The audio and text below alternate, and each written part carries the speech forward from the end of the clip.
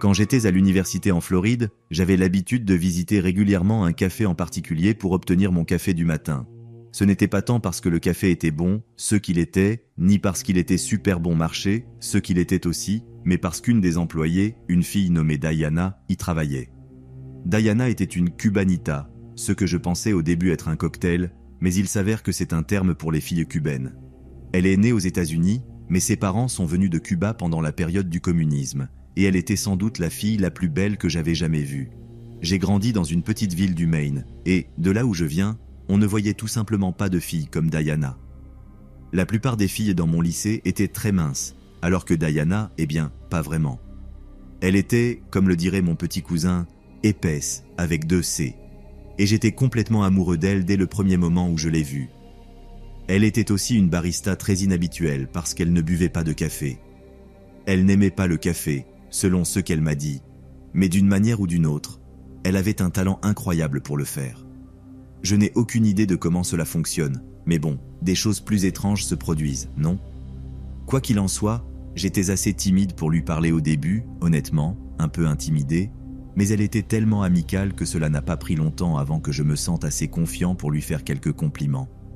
Rien de trop direct, juste des choses comme « j'aime tes cheveux aujourd'hui » ou « ce bracelet est très joli, d'où vient-il ?»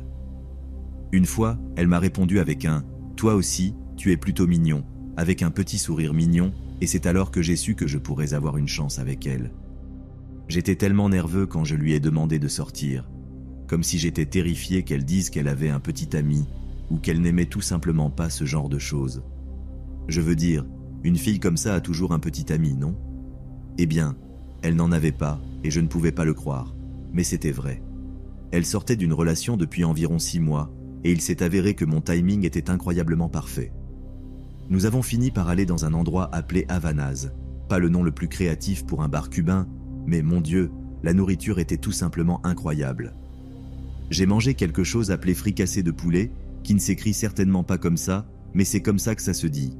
Et au cours de la soirée, j'ai reçu un cours intensif sur la culture cubaine, qui est honnêtement très cool quand on la découvre. Je sais qu'il y a une rivalité entre les États-Unis et Cuba, mais il ne devrait pas y en avoir. Nous sommes beaucoup plus similaires qu'on pourrait le penser. Quoi qu'il en soit, ce fut le début de ma petite relation avec Diana, et, pendant quelques semaines douces, ce fut essentiellement parfait. Un jour, j'ai décidé de m'arrêter au café juste avant la fermeture, pour que nous puissions traîner avant d'aller boire un verre dans un bar notoirement mauvais, pour demander des cartes d'identité. Cet endroit est fermé maintenant, paix à Django's. Je l'avais fait quelques fois et j'offrais toujours d'aider à nettoyer, mais Diana refusait toujours l'offre. Elle était gentille comme ça. Alors je me suis assis à une des tables en feuilletant un des journaux universitaires, puisqu'il était près du campus. Ils avaient le journal. J'ai entendu la porte s'ouvrir et j'ai levé les yeux pour voir ce type entrer d'un pas ferme, ayant l'air extrêmement en colère, ce qui est exactement ce que je ressentais.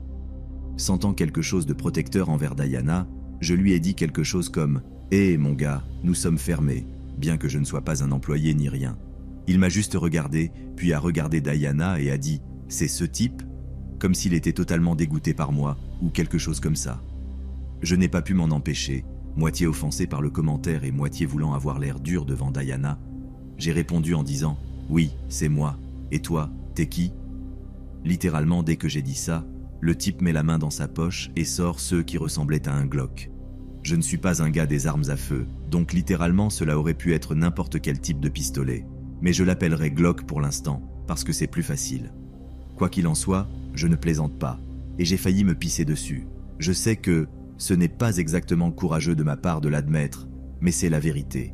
Je n'avais jamais eu quelqu'un qui me pointait une arme de cette manière. Bien sûr, j'avais vu des armes en grandissant, mais en avoir une qui te vise réellement quand tu sais qu'elle est chargée, mon Dieu, c'est une sensation complètement différente. Puis, la chose suivante que j'entends me fait littéralement halluciner. C'est Diana qui dit avec un ton terrifié « Martin, s'il te plaît, non ». C'est là que mon estomac s'est effondré et j'ai su que j'allais être abattu ou voir Diana être abattue. Diana avait mentionné Martin en passant et l'avait qualifié de son ex super jaloux. Tout Ce que je savais de lui, c'est qu'il purgeait 8 mois en prison pour avoir frappé un type pour quelque chose de vraiment trivial, et maintenant je suppose qu'il était sorti de prison. Je sais que c'est lâche, mais quand il s'est retourné vers Diana et a commencé à lui crier dessus, la visant avec l'arme au visage, j'ai vraiment pensé pour un moment, je pourrais juste courir. Je pourrais juste m'enfuir, et peut-être qu'il ne pourrait pas m'atteindre avec une balle.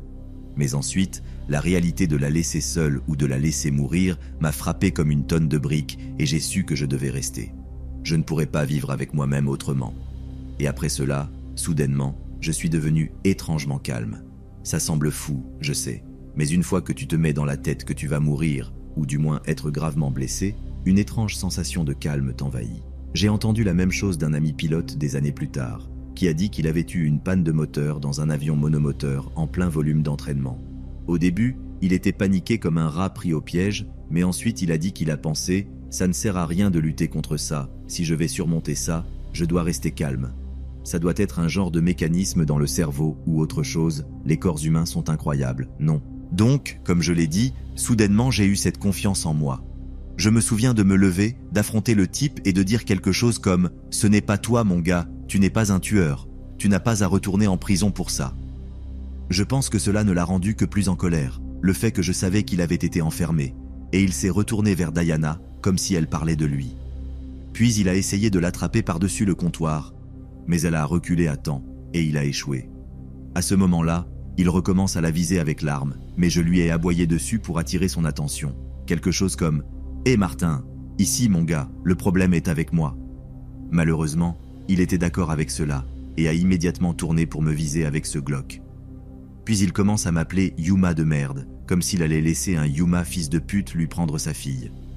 Je ne l'ai pas su jusqu'après, mais Yuma est comment les Cubains appellent tous les Américains, et je suppose que Diana était trop gentille pour me le dire.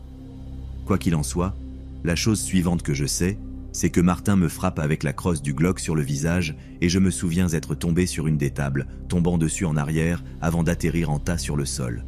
Cela ne m'a pas fait mal immédiatement, mais l'impact m'a presque assommé et quand j'ai levé la main à mon front et que j'ai vu du sang quand je l'ai baissé, cette même sorte de peur m'a frappé à nouveau. Il criait sur Yuma ceci et Yuma cela, et j'entends un bruit de clic, comme si l'arme était armée, et j'ai pensé que c'était pour moi. Mais ensuite, fais attention. Juste au moment où il est sur le point de me tirer dessus, juste au moment où je ne m'attends plus à exister, je vois Diana tenant quelque chose, presque penchée sur le comptoir. Je ne sais pas ce qu'elle a dit au type parce que c'était en espagnol, et mon espagnol était terrible à l'époque, mais quoi que ce soit, c'était suffisant pour attirer son attention assez longtemps pour qu'elle lui jette quelque chose de chaud et de liquide au visage. Le cri qu'il a poussé était comme rien que j'avais jamais entendu auparavant. C'était comme si quelque chose avait explosé de ses profondeurs. Quelque chose qui ne semblait presque pas humain. J'ai supposé qu'elle lui avait juste jeté du café chaud au visage. J'étais sur le point de crier en sa faveur quand j'ai en fait vu le visage de Martin. Quelque chose y était collé, comme une sorte de substance cristalline brune, et cela fumait vraiment pendant qu'il essayait, et échouait, de l'enlever. Elle a crié que nous devions partir, alors qu'elle sautait par-dessus le comptoir et courait vers la porte. Je l'ai suivie, saignant de la tête, et nous sommes sortis dans la rue. Nous avons couru sur le trottoir jusqu'à une épicerie, sommes entrés et avons appelé la police. Ensuite, pendant qu'elle était au téléphone avec le 911, entre deux conversations, je lui ai demandé ce qu'elle avait jeté au visage de Martin. Elle m'a lancé un regard vraiment coupable avant de continuer à parler. Donc je n'ai découvert ce que c'était que plus tard quand elle m'a expliqué ce que signifiait Yuma. C'était du café chaud, bien sûr, mais il y avait aussi beaucoup de sucre dedans. Pour ceux qui ne le savent pas, c'est ce qu'ils font en prison aux prisonniers vraiment mauvais. Ça adhère à ta peau et ça la cuit jusqu'aux muscles, laissant des cicatrices horribles. Normalement, je n'aurais souhaité cela à personne, même pas à mon pire ennemi, mais nous étions dans une situation de vie ou de mort, donc je suppose qu'il n'y avait rien d'autre à faire. Ok, je viens de me rendre compte de la longueur de cette histoire, donc je vais la résumer du mieux que je peux. Dans les circonstances, Martin a été emmené à l'hôpital et gardé sous surveillance policière.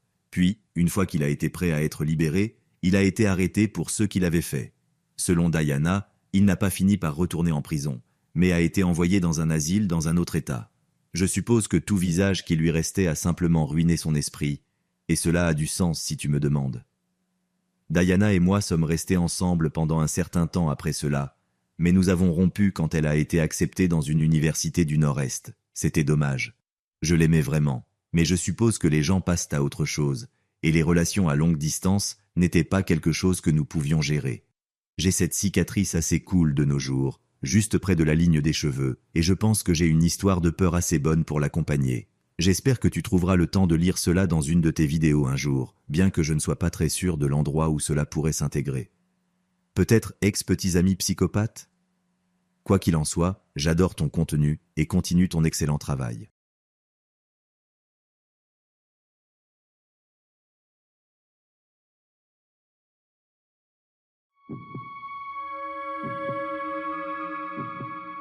Je visitais souvent un Starbucks ici au Royaume-Uni et je le fais encore de temps en temps, mais j'y ai vécu une très mauvaise expérience qui m'a fait arrêter d'y aller pendant presque un an entier.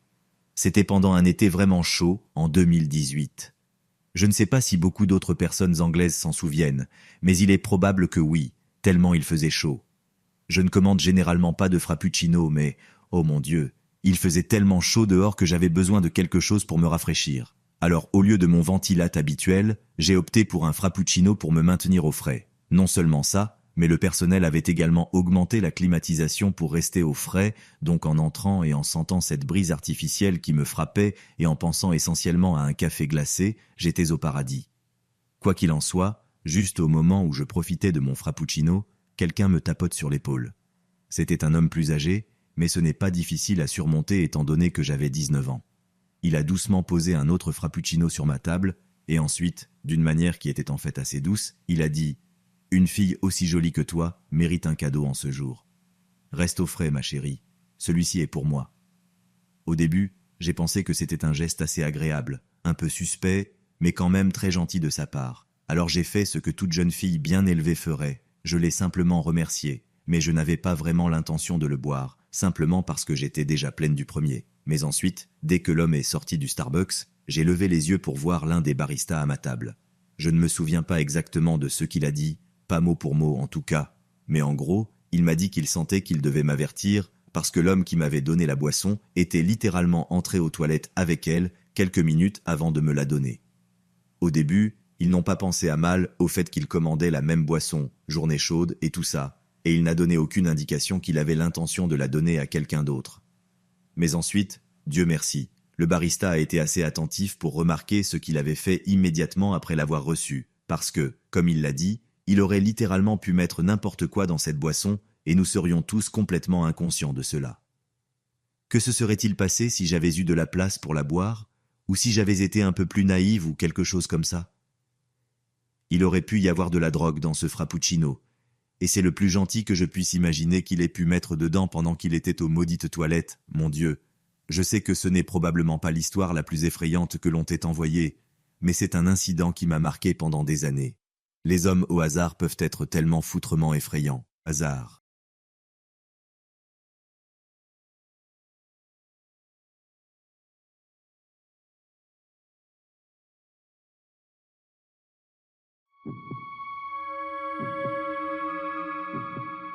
Je m'appelle Kayla, et je veux vous parler de l'une des personnes les plus gentilles, généreuses et honorables que j'ai rencontrées dans ma vie. Son nom est Miguel Algenaed, et il était mon manager dans le café où j'ai travaillé jusqu'au printemps de l'année dernière. Le père de Miguel était libanais, tandis que sa mère était colombienne, et bien qu'ils soient de religion et d'origine différentes, ils sont tombés amoureux grâce à leur passion commune pour le café.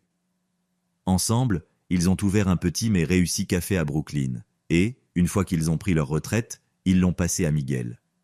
J'ai commencé à travailler pour Miggy, le petit surnom que nous lui avions donné, à l'été 2019, et il était, de loin, le meilleur patron avec lequel j'ai travaillé.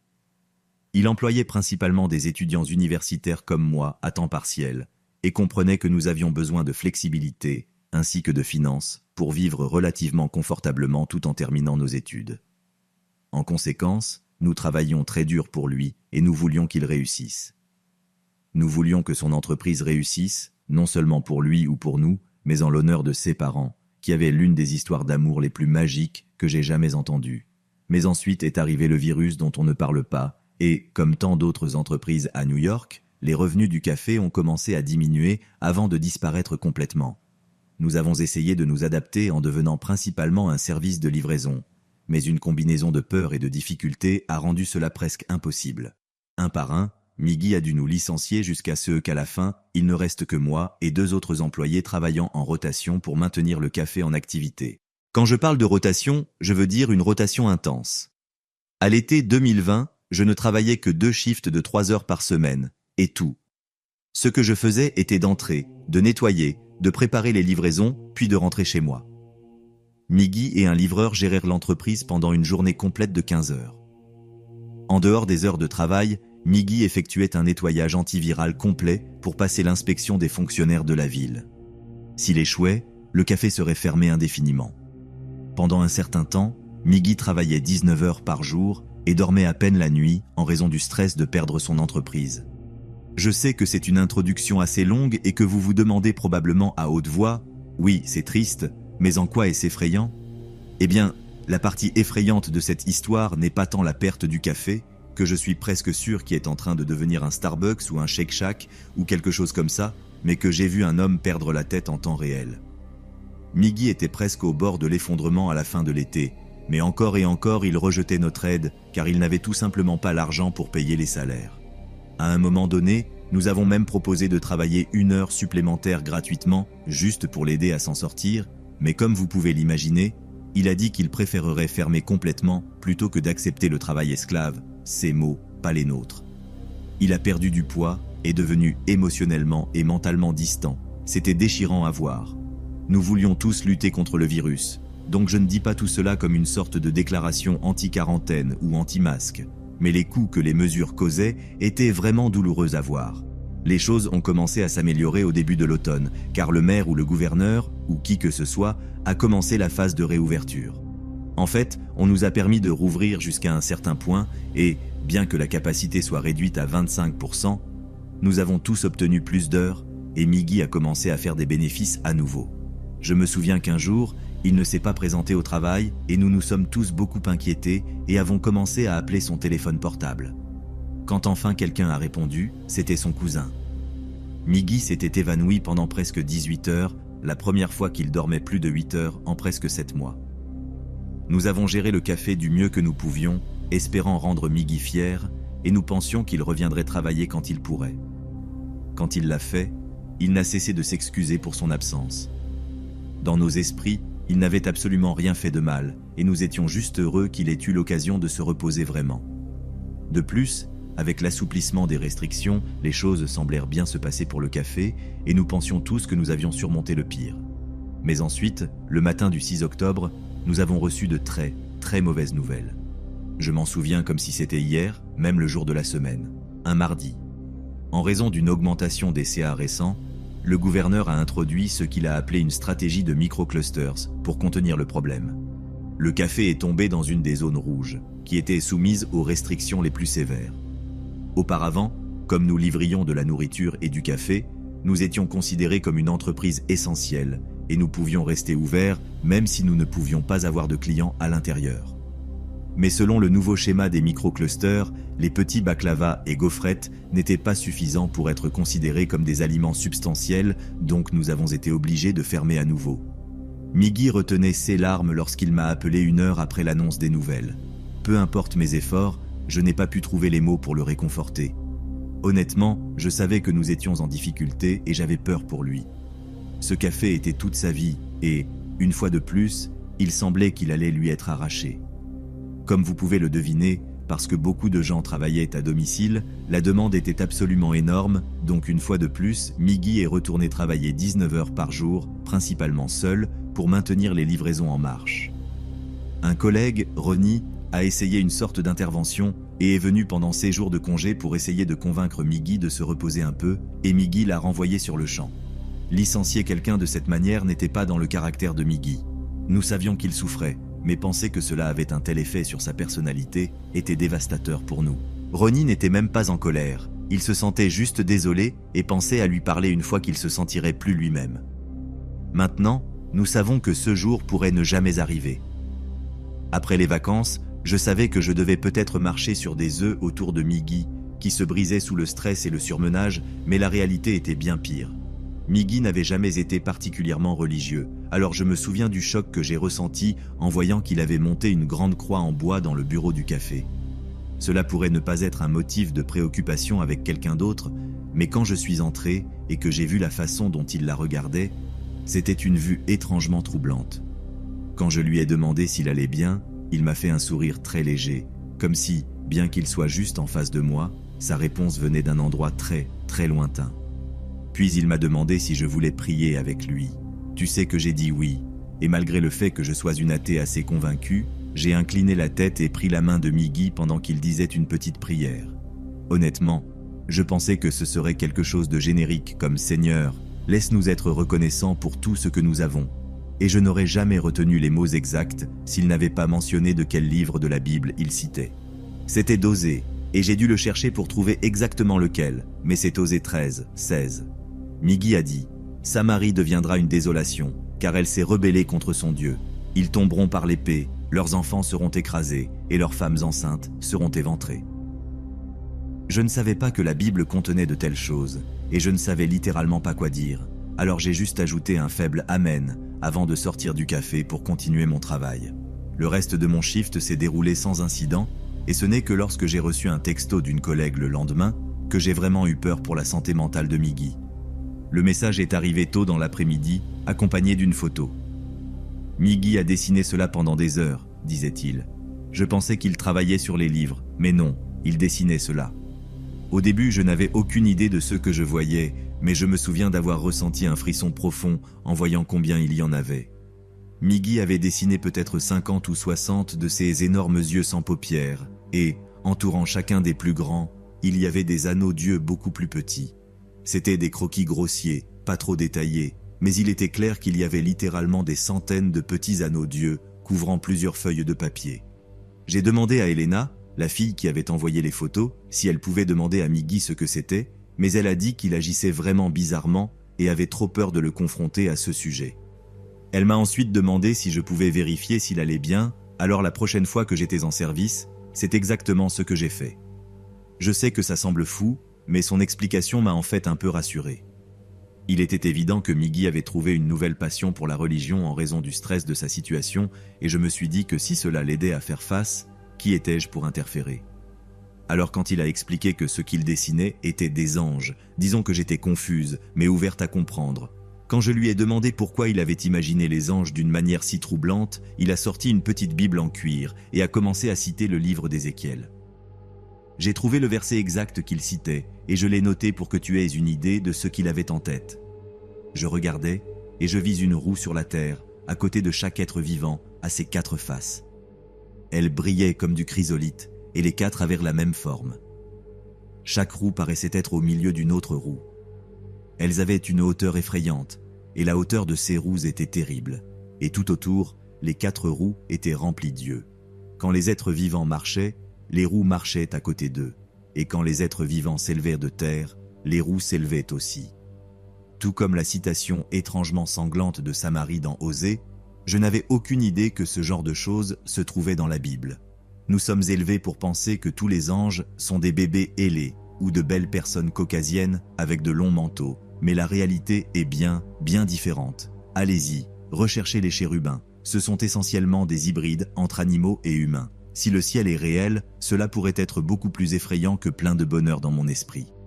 Une fois que j'ai expliqué tout cela à Elena, elle était encore assez anxieuse pour la santé mentale de Miggy, mais elle n'était certainement pas aussi effrayée qu'avant. Encore une fois, c'était une question de CE qui l'aidait à faire face. Et je sais avec certitude qu'il était terrifié pour ses parents à ce moment-là, car ils étaient tous les deux âgés et vivaient dans une maison de retraite dans le nord de l'État. Si tu connais l'histoire des maisons de retraite à New York en 2020, tu comprendras pourquoi Miggy était si effrayé pour eux. Nous ne pensions pas que nous devions intervenir davantage. Nous aimions beaucoup Miggy, et tout ce que nous voulions pour lui, c'était qu'il aille bien, et si cela signifiait reculer pendant qu'il s'immergeait dans la religion, qu'il en soit ainsi.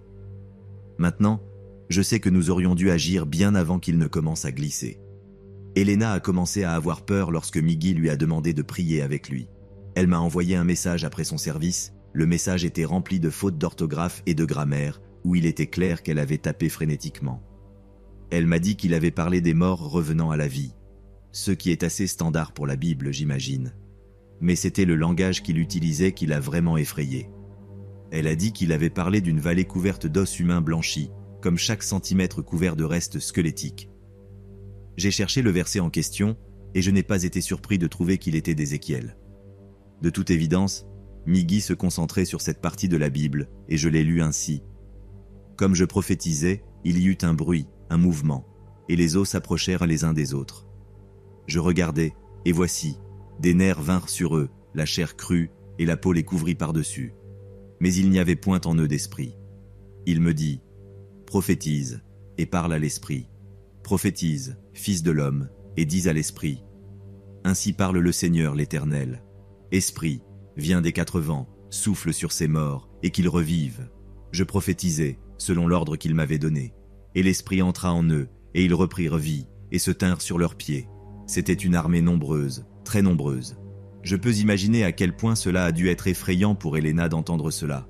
Je ne pense pas qu'elle soit allée à l'église depuis qu'elle était au lycée, et, même là, ses parents étaient orthodoxes grecs, donc tous les sermons étaient en grec. Bon sang, elle aurait pu entendre le même passage en grec et n'aurait jamais sourcillé. Mais de près, en anglais clair, parlant d'une armée de morts vivants pendant la pandémie, je sympathisais complètement avec elle quand elle a dit qu'elle pensait à démissionner. Je lui ai juste promis que j'essaierai de parler à Miggy la prochaine fois que je serai en service et qu'avec un peu de chance, il comprendrait pourquoi tout le monde était si effrayé. Je ne savais pas que ce serait mon tour d'être si effrayé que je voudrais démissionner.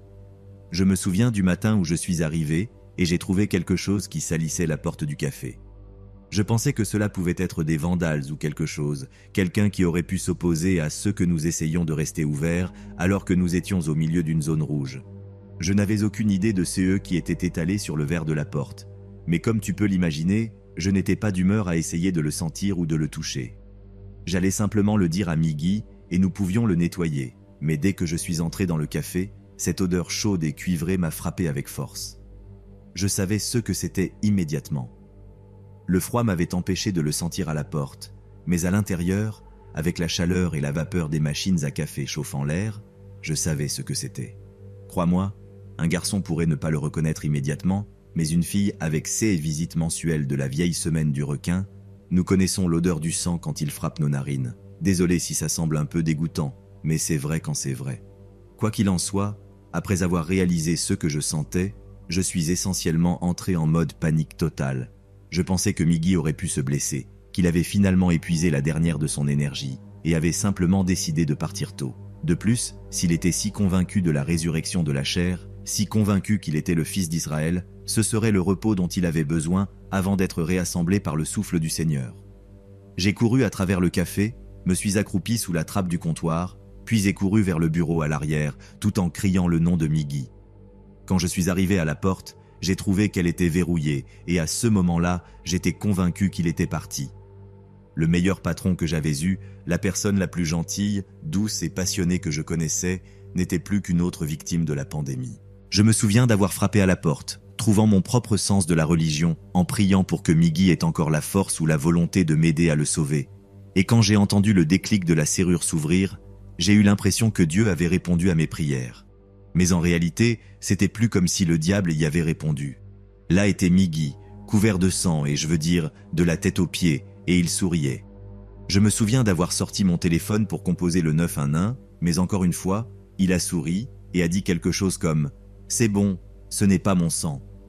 Je pense qu'il s'attendait à ce que je baisse le téléphone, mais cette information m'a seulement rendu plus terrifié.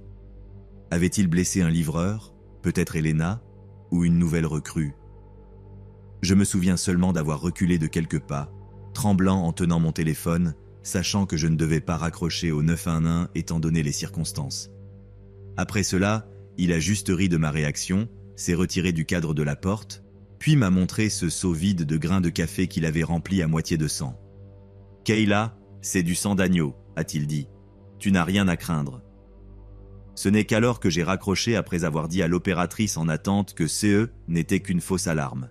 Eh bien, une sorte de fausse alarme, parce que même si c'était définitivement une urgence, ce n'était pas quelque chose que la police ou les EMT pouvaient résoudre.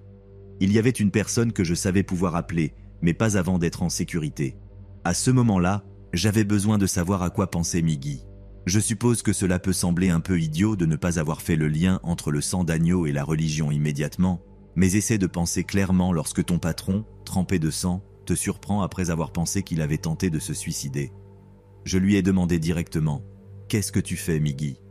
Et après m'avoir dit avec un ton enjoué de ne pas prendre le nom du Seigneur en vain, avec ce même sourire étrangement chaleureux, il a cité le dernier verset de la Bible que j'ai jamais entendu sortir de ses lèvres. Encore une fois, j'ai dû chercher cela pour l'obtenir mot pour mot. Et voici ce qu'il a dit. « Et ils l'ont vaincu à cause du sang de l'agneau et à cause de la parole de leur témoignage, et ils n'ont pas aimé leur vie jusqu'à craindre la mort. » Je suis juste sorti en courant du café, j'ai couru dans la rue et j'ai composé un numéro que j'avais enregistré dans mes contacts environ 1 mois auparavant. Rappelle-toi que je t'ai mentionné que le cousin de Miggy avait répondu au téléphone lorsque nous avions essayé de l'appeler cette fois-là où il s'était évanoui.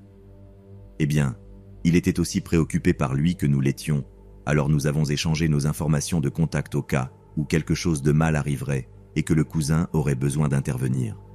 Je remercie Dieu que nous l'ayons fait, honnêtement, car je n'aurais vraiment pas su quoi faire après m'être enfui. Je ne dirais pas que je suis particulièrement éveillé ou quelque chose du genre, mais je sais bien comment impliquer la police dans une situation de santé mentale pourrait avoir empiré les choses. Après cela, sa famille est intervenue et la prochaine fois que j'ai parlé à son cousin, c'était pour nous dire qu'ils allaient fermer temporairement le café pendant que Miggy était interné dans un hôpital psychiatrique.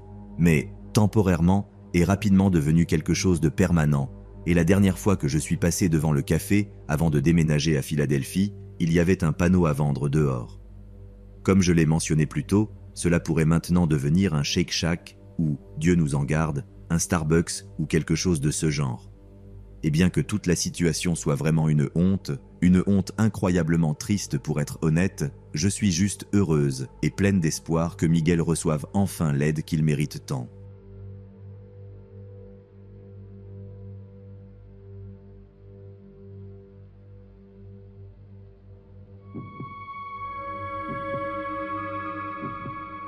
Bill Dwyan Wheeler Sr. était un homme corpulent de taille moyenne aux cheveux clairsemés qui a passé la majeure partie de ses 20 premières années à voyager dans l'ouest des États-Unis. C'est au cours de cette période qu'il est tombé amoureux de la célèbre ville du péché, Las Vegas.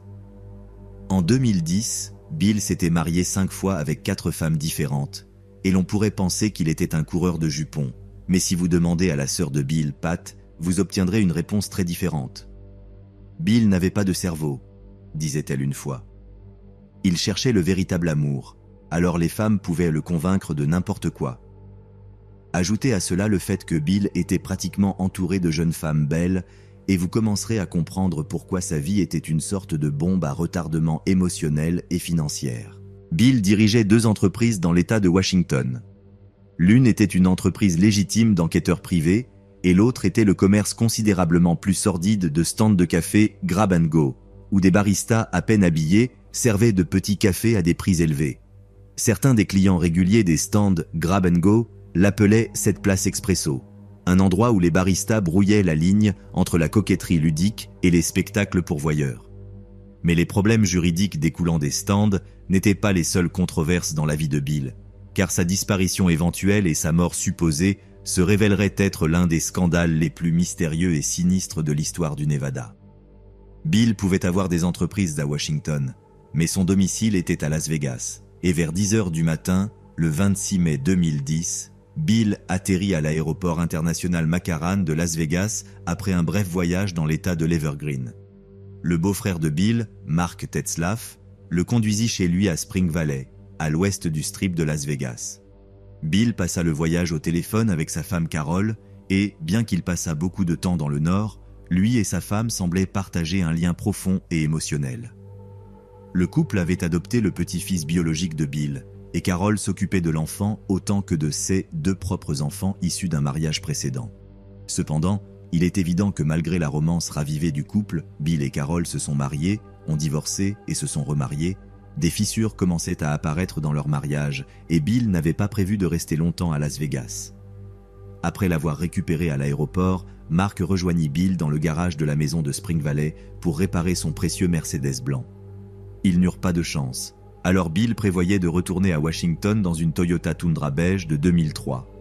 Selon Carol, après être rentrés chez eux, Elle et Bill eurent une discussion amicale sur la famille et les finances avant que Bill ne parte pour une deuxième maison, une maison de location vide de 4 chambres à quelques kilomètres de là, sur West Tropicana Avenue. C'est là que Bill chargea une machine à expresso de luxe de 15 000 $ dans le lit de la Tundra, une qu'il prévoyait d'installer dans un nouveau point de vente, Grab & Go, près de Seattle. Cette nuit-là, Bill commença le voyage de 1600 km et 16 heures de retour à Washington, mais il dit à un ami qu'il serait de retour à Las Vegas avant la fin de la semaine. En réalité, ce fut la dernière fois que quelqu'un le vit vivant. 3 jours plus tard, un homme à moto passait par Victorville, en Californie, lorsqu'il fut accueilli par la vue d'un camion brûlé. C'était le même Toyota que Bill avait conduit. L'incendie avait éclaté les fenêtres du camion et avait transformé la peinture beige en cendres carbonisées. Les enquêteurs déterminèrent que le feu avait été déclenché délibérément dans le lit du camion, où se trouvait maintenant un squelette fumant de l'énorme machine à expresso. Mais il n'y avait aucune trace de Bill Wheeler. La moitié de la famille de Bill croyait qu'il était mort, tandis que l'autre moitié croyait que c'était une tentative de simuler sa propre mort. Ceux qui croyaient qu'il était encore en vie citaient le fait qu'il était profondément endetté et sur le point de perdre ses biens immobiliers pour non-paiement des hypothèques.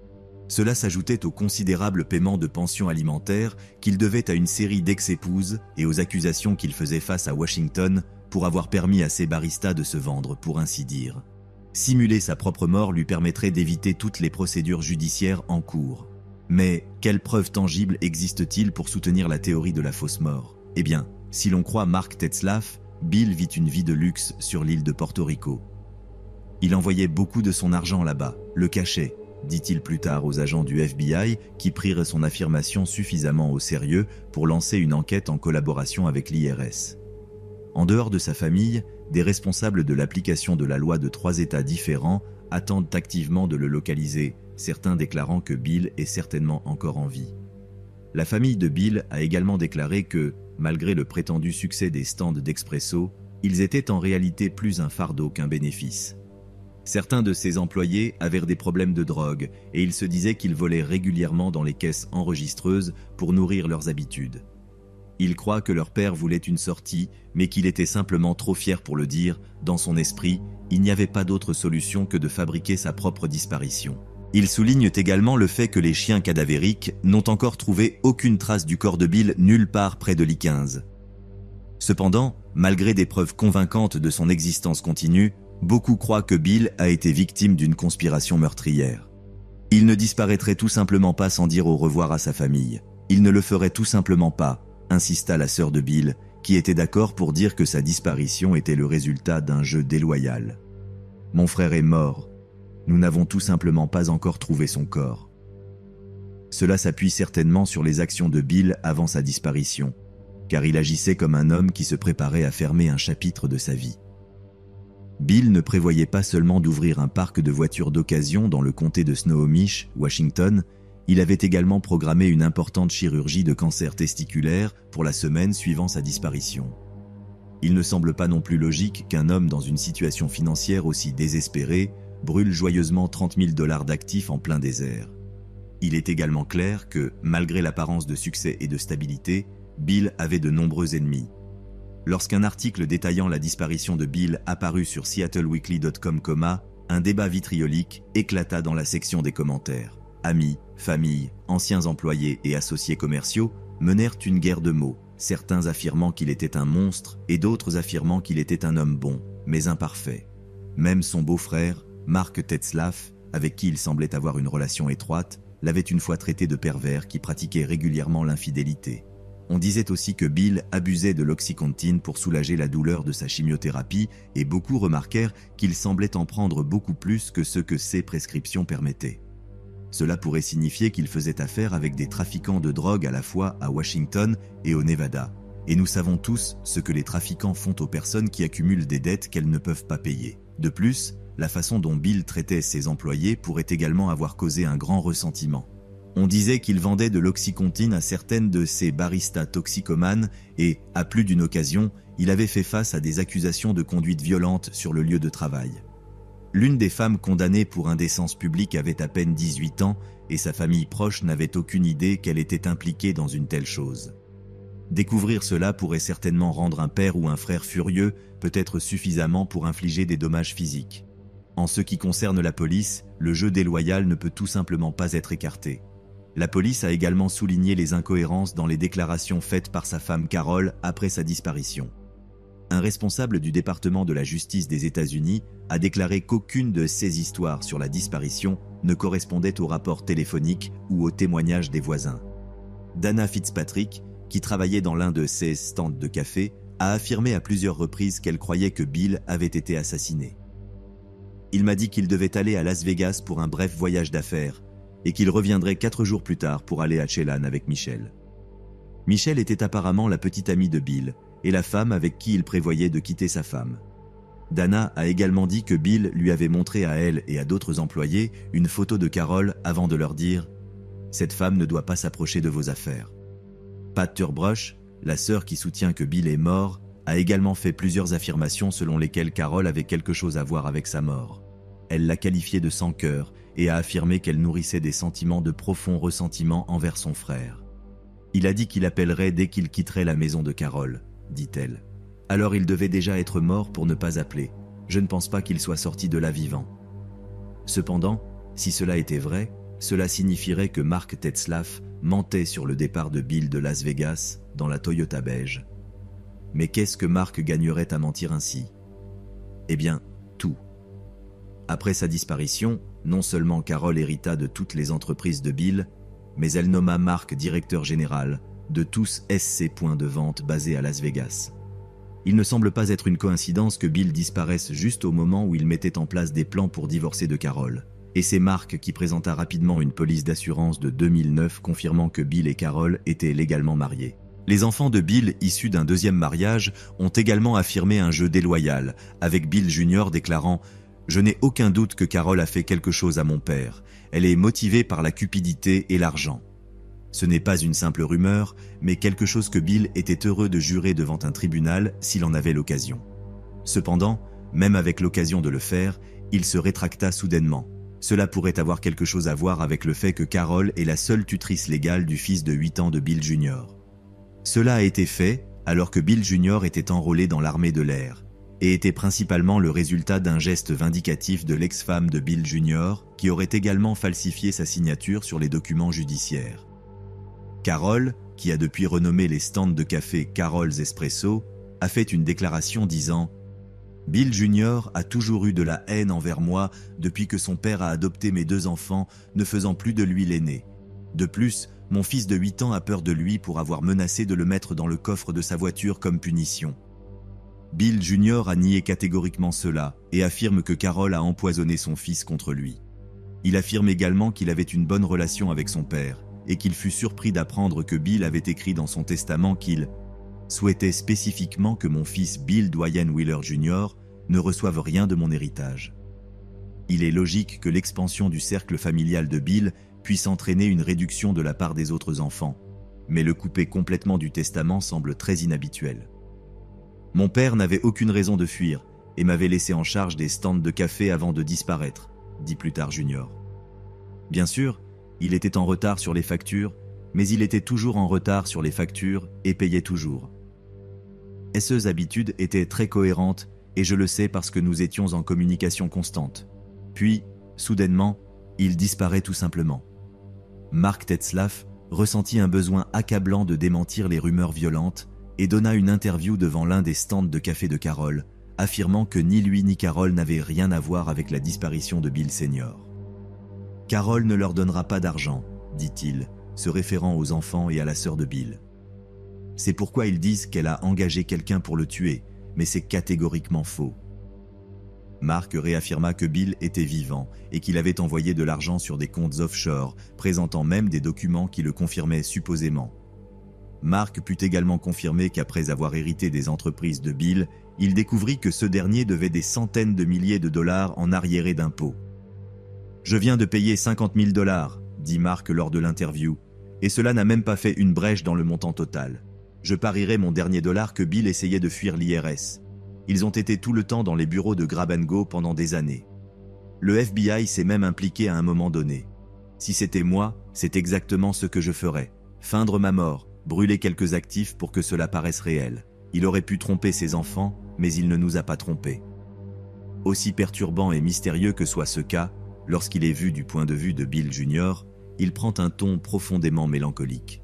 Il semble que Bill Jr. ait passé la majeure partie de sa vie adulte à émuler son père disparu. Citant son expérience dans l'application de la loi dans l'armée, Junior ouvrit une entreprise de vérification des antécédents, Sentry Investigation Services, tout comme celle que dirigeait son père. Il ouvrit également son propre stand d'expresso dans la région d'Everett Mall à Washington, qu'il appela Grab and Go, tout comme celui de son père. Il est également clair que, de tous les membres de la famille de Bill Wheeler, son fils biologique aîné a été le plus actif dans sa recherche. Il a découvert qu'après 10h32, le jour de sa disparition, le téléphone de son père était complètement inactif, ce qui contredit les affirmations de Mark Tetzlaff selon lesquelles Bill avait passé des appels à Carol et à ses entreprises après être arrivé chez lui à Spring Valley. Junior a également découvert que le 29 mai, 3 jours après la disparition de son père, son téléphone portable montrait des signes de dysfonctionnement.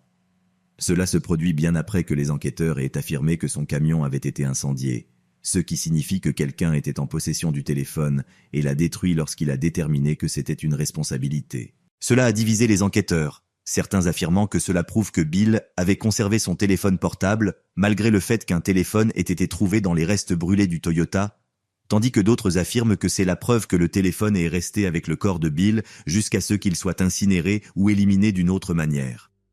Quelques jours après sa disparition supposée, peut-être la preuve la plus convaincante que Bill Jr. a présentée sont ces photographies d'une visite au dernier endroit où l'on croyait que son père avait été, la maison de location vide à Las Vegas où la machine à expresso était entreposée.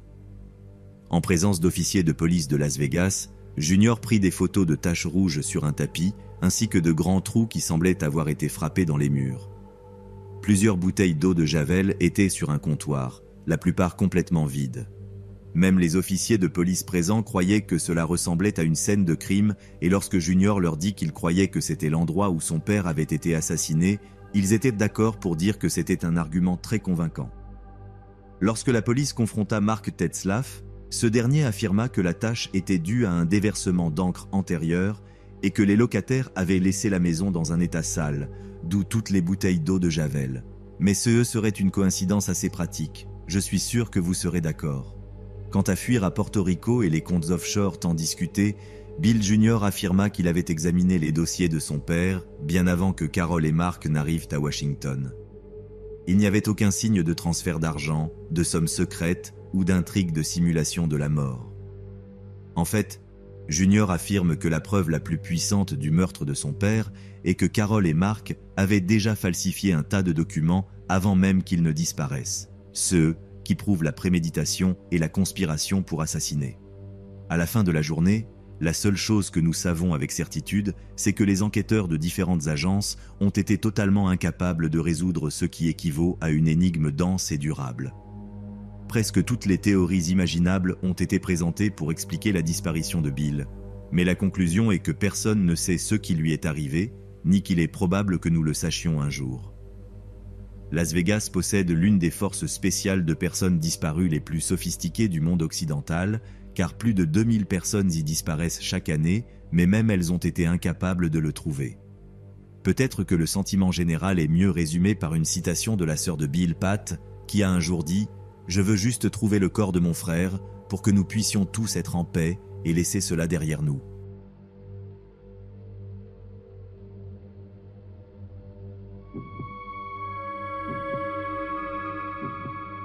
Il y a environ 10 ans, je travaillais pour une grande chaîne de café. Un collègue m'a raconté qu'une matinée, avant que je sois embauché, il était arrivé très tôt, vers 4 heures du matin, pour commencer un nettoyage en profondeur qui allait durer toute la matinée. Pendant qu'il faisait l'inventaire des produits de nettoyage, un autre employé est sorti des toilettes en se séchant les mains avec une serviette et a été très surpris de voir mon collègue là. Il lui a demandé ce qu'il faisait, et l'autre a inventé une excuse sur le fait qu'il était resté dehors tard et qu'il avait besoin d'utiliser les toilettes. Vous ne le croirez pas. Mais 1 an après, ce type a été condamné pour le meurtre d'une de ses compagnes et il était là, en train de nettoyer après l'un de ses meurtres. Il n'y a rien de plus effrayant que ça. Quelques années après que mon collègue m'ait raconté cette histoire terrifiante, la chaîne de café a fermé plusieurs de ses succursales, y compris la nôtre. Chacun de nous a pris des chemins différents, mais l'histoire de cette rencontre matinale hantait toujours nos esprits, comme un souvenir vif et troublant. Un jour, alors que je faisais des courses près de ma nouvelle maison, j'ai rencontré mon ancien collègue. Après les salutations d'usage et avoir pris des nouvelles de nos vies respectives, je n'ai pas pu m'empêcher de lui demander s'il avait entendu quelque chose de plus sur le type qu'il avait rencontré au café ce matin fatidique. « En fait, oui », répondit mon collègue avec un regard sérieux. « Il y a quelques mois, j'ai été appelé à témoigner à son procès. La nouvelle m'a pris par surprise. » « Témoigner ? À propos de quoi ? » Il s'avère que la police enquêtait sur plusieurs affaires non résolues de personnes disparues dans la région, et le nom du type est apparu plusieurs fois. Pendant le procès, ils ont mentionné comment ils avaient trouvé des restes de l'une de ces victimes sur une propriété proche du café où nous travaillions. Quand ils m'ont contacté, je leur ai raconté la rencontre que j'avais eue avec lui ce matin-là. Je leur ai dit qu'il était là en train de nettoyer tôt, et cela correspondait au profil de son modus operandi. Je suis resté silencieux, traitant l'information. Finalement, j'ai eu le courage de demander « Et qu'est-il devenu ?» « Il a été condamné pour plusieurs meurtres, » répondit mon collègue. « Il purge une peine de prison à perpétuité sans possibilité de libération conditionnelle. » Le poids de cette révélation s'est installé entre nous. Je ne pouvais pas m'empêcher de me rappeler toutes les fois où nous avions travaillé à cet endroit, sans savoir qu'un assassin se trouvait parmi nous. C'était une pensée inquiétante. Mon collègue a continué. « Parfois, je pense à comment de petits détails, comme cette rencontre à l'aube, peuvent être la clé pour résoudre une affaire aussi horrible. Cela reste effrayant de savoir à quel point nous avons été proches du danger. » Nous nous sommes séparés après cela, mais la conversation a continué de tourner dans mon esprit. La vie a continué, mais l'histoire de l'assassin au café est devenue une anecdote que je racontais lors de réunions, comme un rappel que le mal peut être plus proche que nous le pensons, caché derrière la façade la plus banale. Cette expérience nous a appris à rester toujours vigilants, à ne rien prendre pour acquis et à apprécier chaque moment de sécurité que nous tenons souvent pour acquis. La vérité est que nous ne savons jamais quels secrets sombres peuvent se cacher derrière les murs des endroits les plus communs.